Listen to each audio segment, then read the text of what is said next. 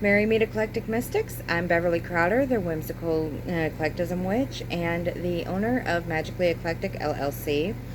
Today's video is going to be about beginning your magical journey once you decide to start it. I have written out my thoughts, so I've got some notes that I'm going to use throughout this video. This is also the very first one that I have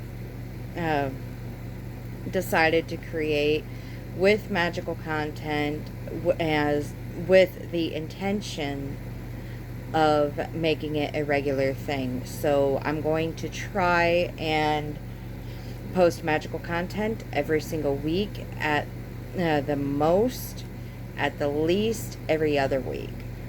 I'm still working on how I want to do this, so this is an experimental format.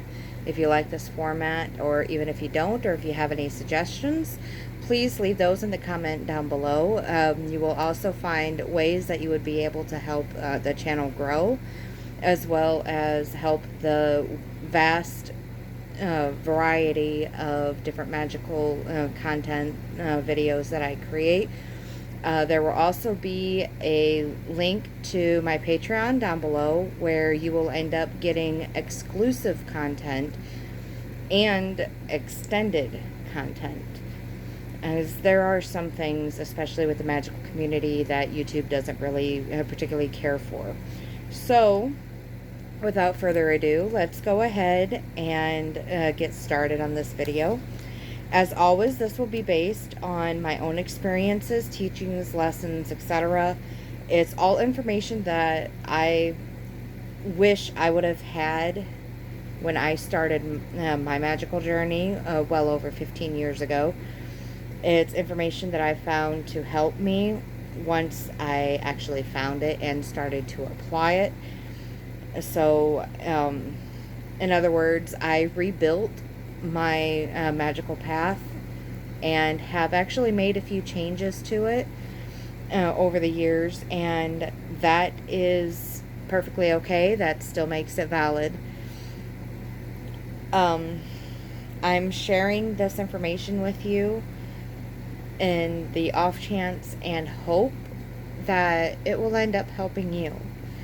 So grab your coffee, your tea, your water, energy drink, pop, whatever it is that you're drinking, something to take notes, and let's get started. I hope that you guys are ready. Unfortunately, the Magickal Path is feared just as much today as it was back in the days of the Salem witch trials, and this means that we're going to have negative interactions centered around our path that we've chosen. Sometimes, especially at the beginning of our journey, it can make us lose faith in ourselves and with what feels right for us, what resonates with us. This can make us start asking ourselves whether or not we're going crazy. People fear what they do not understand. And because of that, and because of the fact that the majority of people have grown up being taught that practicing any form of magic is evil, when in fact, the only good or evil is within the intention and the heart of the witch. So there's not really any good or evil technically within magic. It's the only good or evil is within the witch himself or herself. I've experienced a lot of this myself, especially from the closed-minded and frankly stubborn people who ask questions and don't want to really listen to your responses. Because I've encountered this, and because of the lack of willingness that they had to truly listen to my answers, I ended up questioning myself. I started asking myself if I was delusional and if I was actually making a difference with my magical practices and beliefs. It took me a really, really long time to get to where I don't really care about what other people think about my magical practices. My advice for this situation is to take what they say with a grain of salt. You're the only one that can walk your path. So your path must be one that you yourself, you, are comfortable with. Even though you'll waver, try to remember that your chosen path is valid.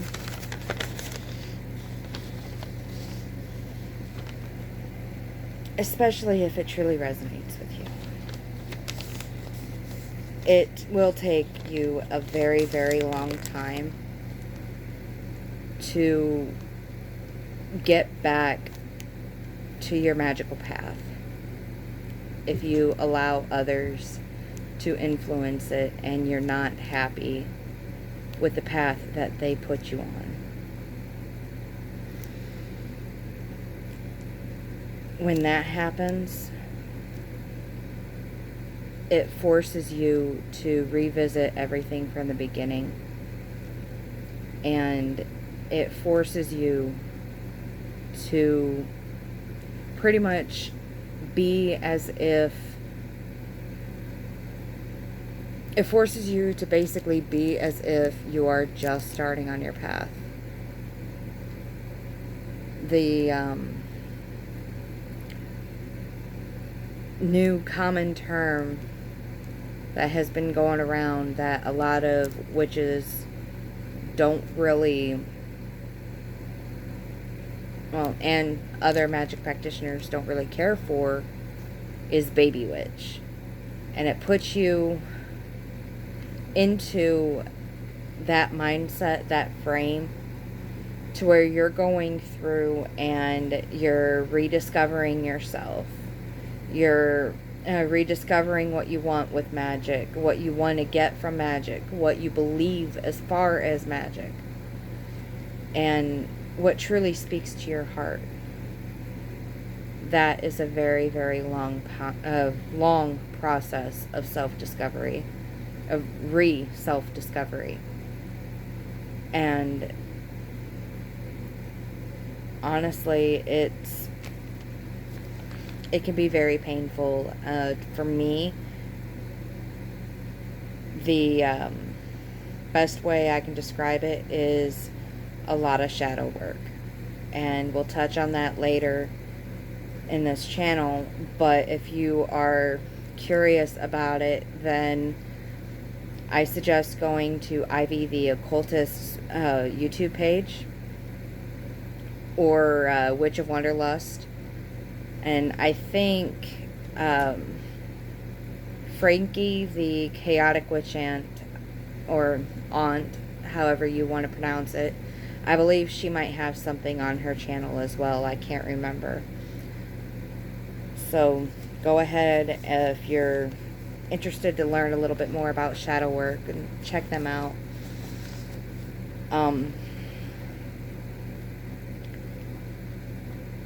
But don't allow others to steal your fire, your passion.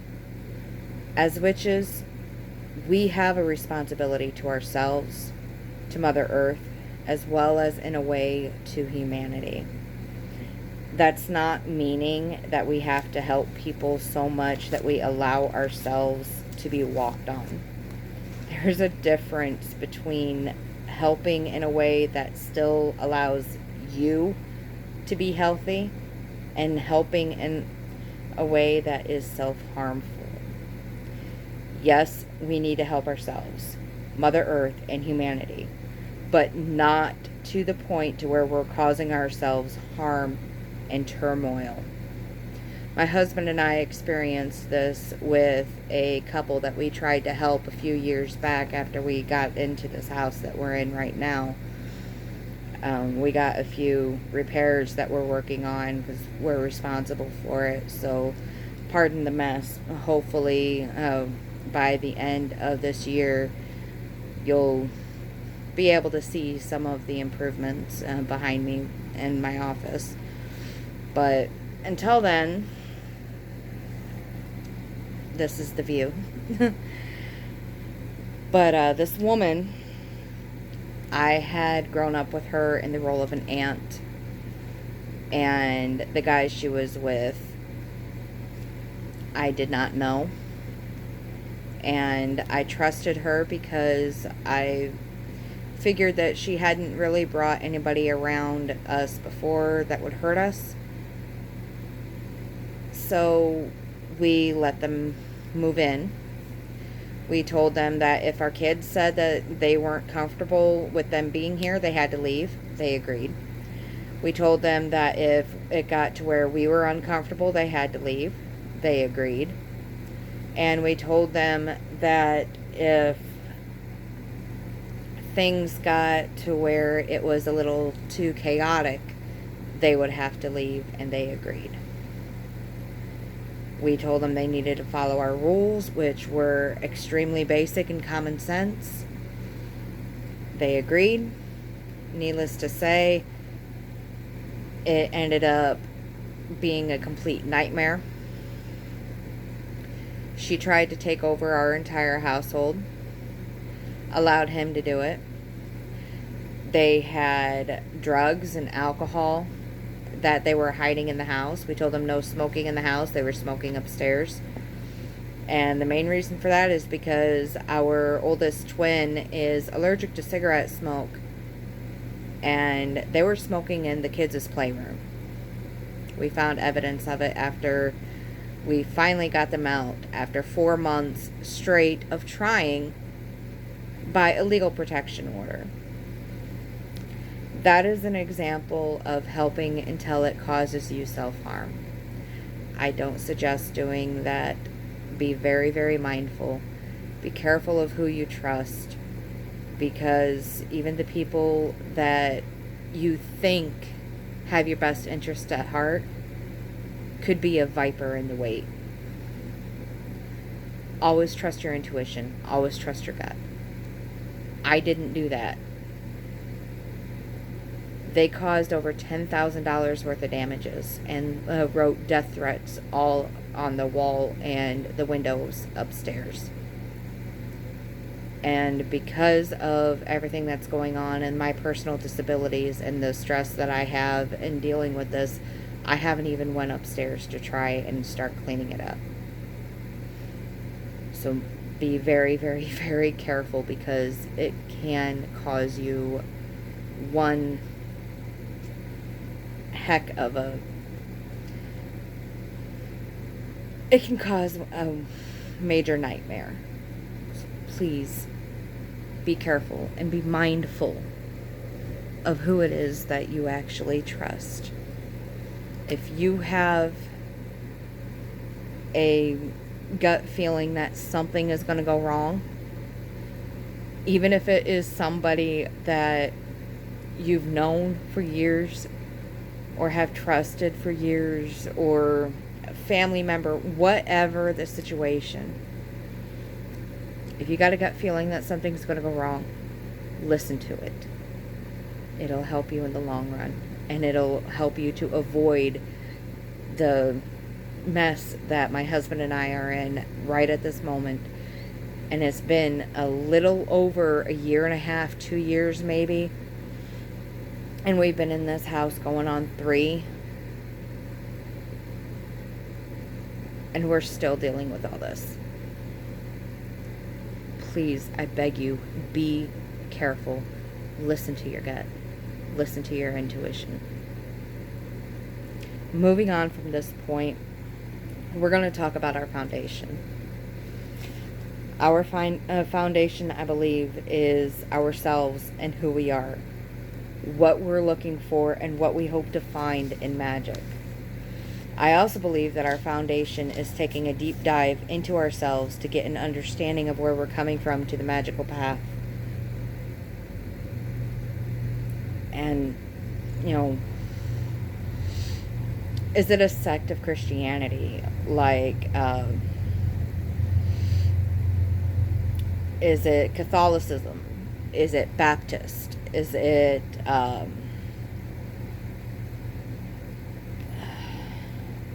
is it Mormon? What is it? Is it atheism? What is it about the path that you are coming from that doesn't resonate with you to where you started to look for something else? Where you started to look for something completely new? What is it that drew you to the magical path? Once this is known, you know, scratch that. I apologize. I'm going to reverse a little bit. Once we know what made us start looking for something new and what attracted us to the magical path, we'll know a general direction of where to start in our newfound journey. In the beginning, though, I don't suggest starting with any spells, at least not until you've read a few books and know more about the history of magic, as well as some understanding of the basics of magic. As you read, I suggest taking as many notes as possible. Notes are extremely important from the very beginning. It helps you to see your personal growth, and it becomes what most witches call your Book of Shadows. It becomes your personal guide. Some refer to it as a grimoire. There is a slight difference between a Book of Shadows and a grimoire. We'll touch on that later.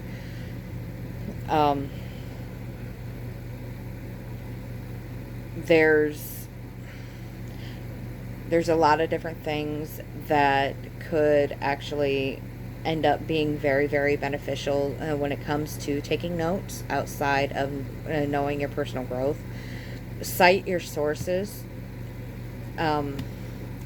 Even if it is something that is 100% completely just for you, if you cite your sources in your Book of Shadows or in your notes, then if you want to go back into it later on to reread the section that you pulled your notes from, it'll by citing your source, it will help you to find the right book, the right page, and then you can go through the entire section and you could write down your interpretation on that section, and you could even date it from the very first time that you have written the note to the next time that you're rereading and taking even more notes. You can figure out what the differences in your viewpoint is from the beginning.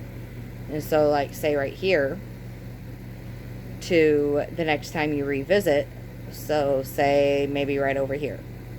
So there would be maybe a 6-month gap or so, just as an example, between the two. And if you cite and date, it'll make it easier for you to find that. And then once you write your notes after the reread at your revisit, then you'll be able to determine exactly what it is that has grown and what hasn't, or what stays the same, however you want to put it. You'll be able to tell the differences or similarities. You could start your notes or your Book of Shadows, if you will, with your deep dive into yourself, and then you can continue it with your notes from the books that you read. Whichever books call out to you, feel free to get it and read. Technically, I'm still in the process of reading the Big Blue Book. I'll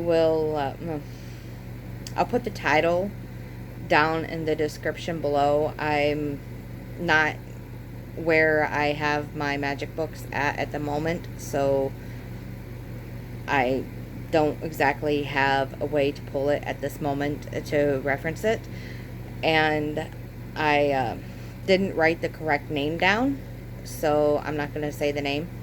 But I'm still in the process of reading the Big Blue Magic Book, and even though I'm still in the process of reading it, I do highly recommend it. Once you've taken your deep dive into yourself and you read a few books and a few articles online, then I believe you can go ahead and safely move into spell work. I suggest with starting with a protective circle to create your sacred space. And I suggest working on building your visualization, because visualization in Magick is going to pay off majorly. It's going to be a Pantheon send. One moment while I get a drink.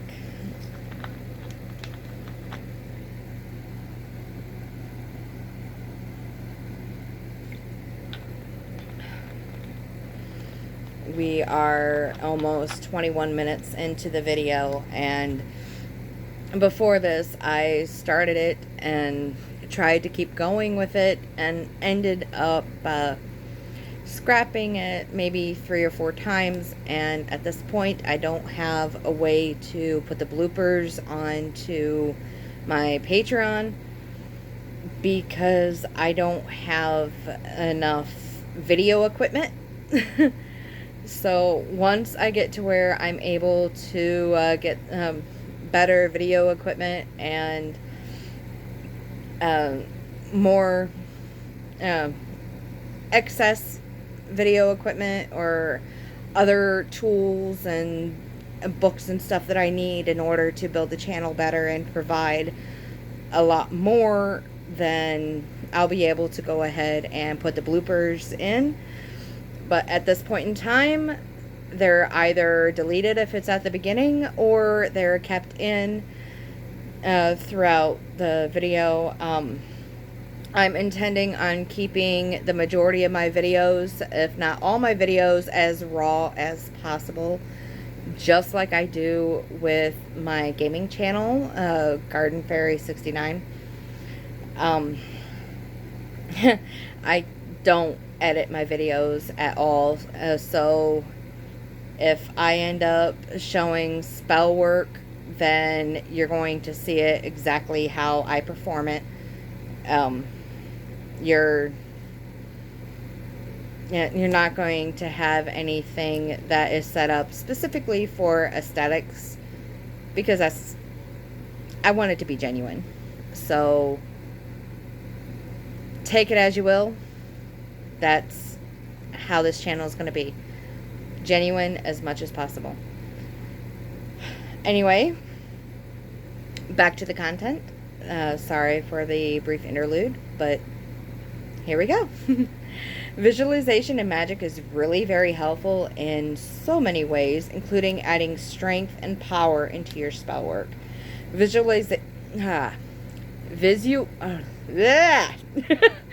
Visualization even helps you during meditation exercises.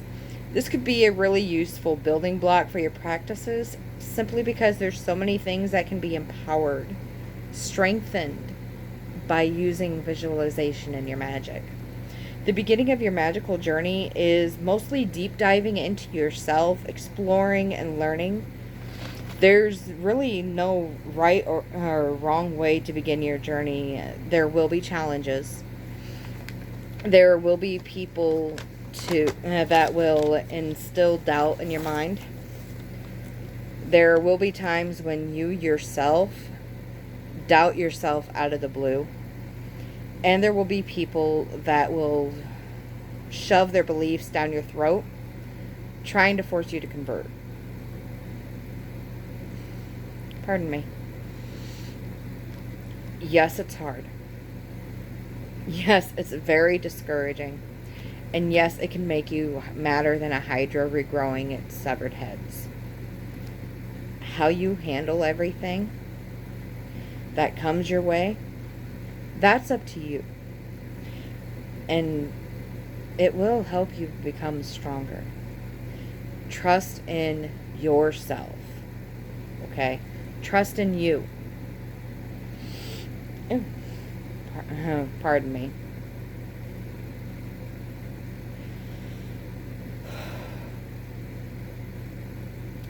Trust in yourself and never stop learning. Take what others say at a grain of salt, and look for the little gold nuggets that you can incorporate in your magical practices, your personal practices. Do what feels right for you. Just don't break the mundane laws. Believe in yourself. Trust in your intuition. Trust in you. And don't forget,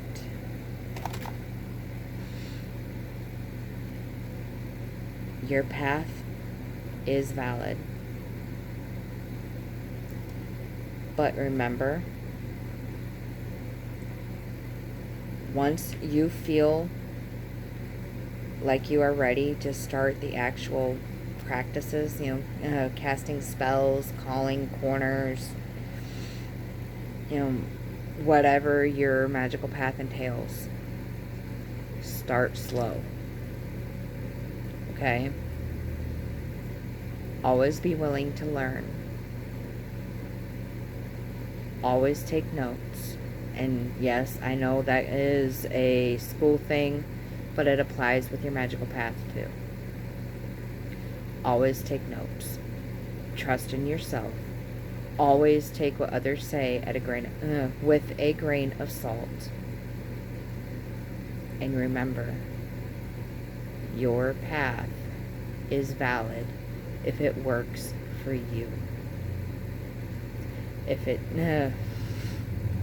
doesn't work for other magic practitioners, that doesn't matter. Your practices, your path, the path that you walk, that is for you to decide.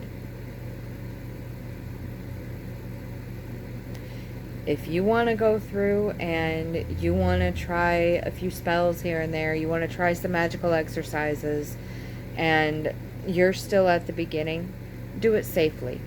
Set up a protection circle. Set up a sacred space. As you grow in your practice, you'll be able to decide when you need a protection circle and when you don't. If you end up being told there's no such thing as what you've decided to call yourself, just out of the blue, say you decide to call yourself a pumpkin witch because you love pumpkins and you work with pumpkins in the majority of your magical practice. So you call yourself a pumpkin witch, and someone comes along saying there's no such thing. Smile, laugh it off, and say, may not be such thing for you, but for me, calling myself a pumpkin witch works for my magical practices and what I do.